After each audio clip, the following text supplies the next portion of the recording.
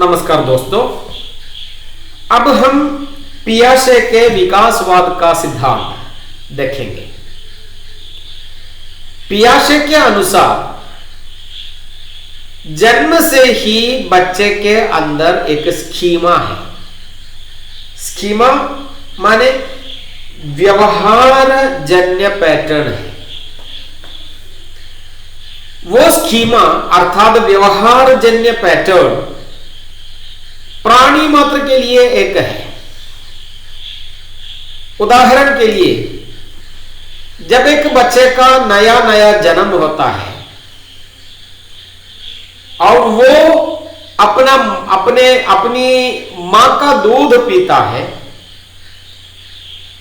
चूस कर पीता है बाय सिपिंग, वो चूस कर दूध पीता है।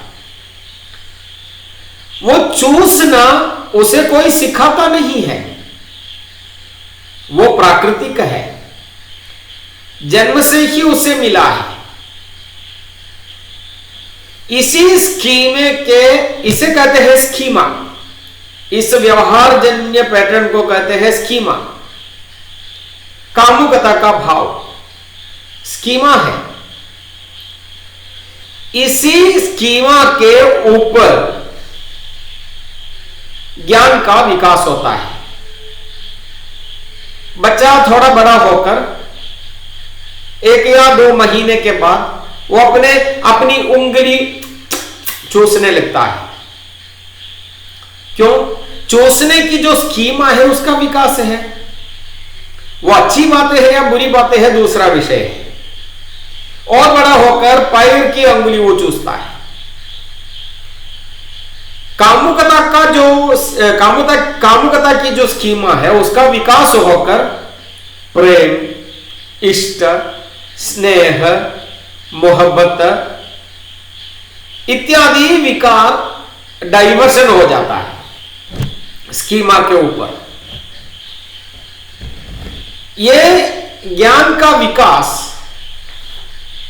पियाजे के अनुसार ज्ञान का विकास 2 प्रकार से, अर्थात हमने पहले बताया स्कीमा के ऊपर बाकी जानकारी को वो स्वीकार करता है।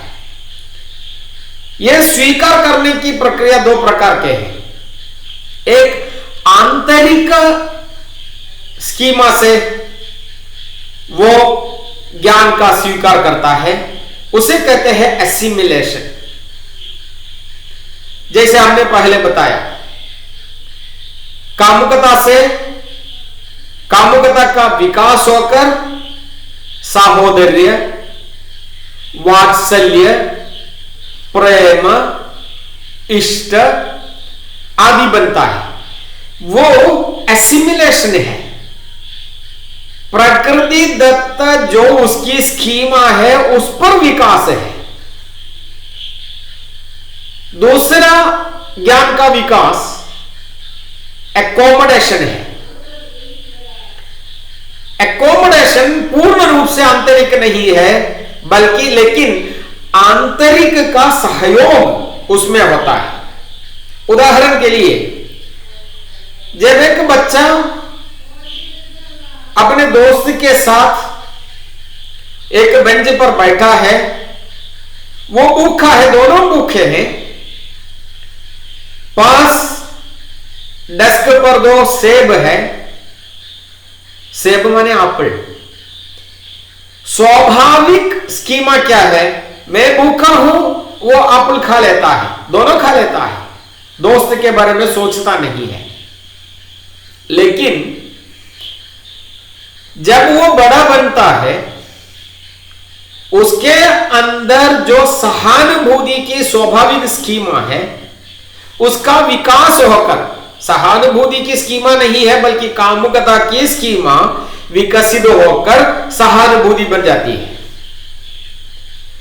उस सहानुभूतिवश बड़े भूखा रहने पर भी वो दोनों खाते नहीं है। एक लेकर अपने दोस्त से कहते हैं कि दूसरा तुम ले लो, वो सहानुभूति है। तो वो बाह्य प्रेरणा से है, आंतरिक प्रेरणा से बनी हुई, स्कीमा से बनी हुई एसिमुलेशन नहीं है, वो अकोमोडेशन है।